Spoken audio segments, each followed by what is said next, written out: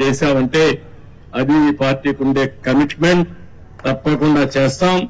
మీరు కూడా ఒకటే చెప్తున్నా, ఈ రోజు మీ ఉత్సాహం చూశాను. ఊర్లు కదిలొచ్చారు. మనస్సు నిండా అభిమానమే. ఎంత అభిమానం ఉందంటే ఆ అభిమానాన్ని పూల వర్షం కురిపించి బ్రహ్మాండంగా మాకు స్వాగతం పలికారు. నేను మిమ్మల్ని కోరేది ఒకటే, మేము పనులు చేస్తాం. మీరు ఆలోచించి అవన్నీ ఏ విధంగా అమలు చేస్తున్నాం చూసుకోండి. నేను చెప్పేది, మా నాయకులు చెప్పే మాటలు కూడా మీరు వినండి. ఇన్ని మీరు సహకరించండి. మీ యొక్క శ్రేయస్సే మా అభిమతం. దానికోసమే పనిచేస్తాం. ఏ పని చేసినా ఈ రోడ్లన్నీ చూస్తున్నా, ఏం చేయాలో నాకే అర్థం కావడంలా. ఆ గొయ్యల్లో ఎవరిని పూడ్చాలి? తమ్ముళ్ళు ఎవరిని పూడ్చాలి? ఆ గొయ్యల్లో ఆ గొయ్యలు పెట్టిన వాళ్ళు పూడ్చాలి. ఇప్పుడు మనం ఆ పరిస్థితిలో ఉన్నాయి. మొత్తం రాష్ట్రమే గుంతలైపోయింది. మన బ్రతుకులే ఆగమైపోయినాయి. కానీ ఈ రోజు మిమ్మల్ని చూస్తే మాత్రం నాకు అనిపిస్తుంది, మొన్నటి వరకు నేను వస్తే బిక్కు అంటే వచ్చేవాళ్ళు, ధైర్యంగా కూడా వచ్చేవాళ్ళు కాదు. నేను ఏదైనా జోక్ వేసినా మీరు నమ్మేవాళ్ళు కాదు. ఈ రోజు మీకు ఒక స్వాతంత్రం వచ్చినట్టు మీ మనసులు చూస్తా ఉంటే, మీ ముఖాలు చూస్తా ఉంటే ఎక్కడికక్కడ ఉత్సాహంగా కనపడి వస్తున్నారు. అంత మునుపు నాకు జ్ఞాపకం ఉండేది, నార్త్ కొరియాలో కిమ్ ఉన్నాడు.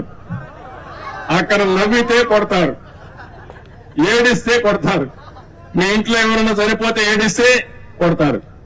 మీ ఇంట్లో ఏదైనా మంచి జరిగితే నవ్వితే కొడతారు. అలాంటి జిమ్ ఇక్కడ ఉన్నాడు మనకు. మొన్నటి వరకు అందరూ ఇబ్బందులు పడ్డాం.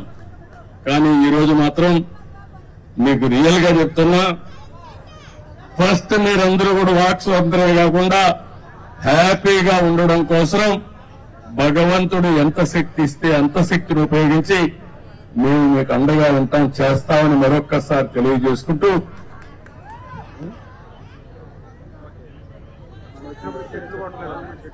ఇప్పుడు ఆయన వస్తే దారంతా చెట్లు కొట్టేశాడు, అవునా కాదా? ఎక్కడ చూసినా పరదాలు కట్టేసాడు, అవునా కాదా? ఎక్కడ చూసిన షాపులన్నీ మూసేసేవాడు, అవునా కాదా?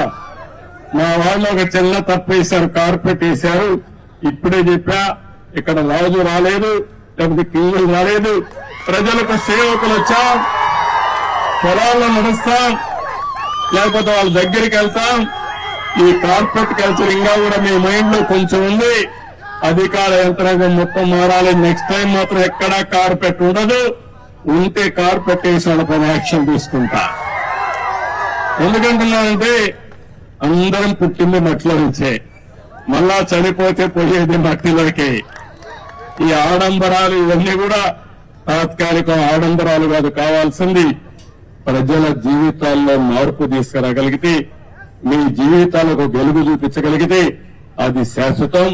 మీ గుండెల్లో శాశ్వతంగా మాకు స్థానం ఉంటుంది. దానికోసం పనిచేస్తాం తప్ప అధికారం వస్తానే కార్పెట్లు, అధికారం పోతే కార్పెట్ లాగడం, అది ఇవన్నీ కూడా చాలా భయంకరంగా ఉంటాయి. అవన్నీ కూడా ఎప్పుడు కూడా ఇలాంటివి అవకాశం ఇవ్వను. ప్రతి ఒక్క పైసా పొదుపు చేస్తాం, ఆ పైసా మీకోసం ఖర్చు పెడతామని మరొక్కసారి మీ అందరికీ హామీ ఇస్తూ, అందరికీ నమస్కారాలు. జై హింద్, జై ఎన్డీఏ, అందరికీ నమస్కారం.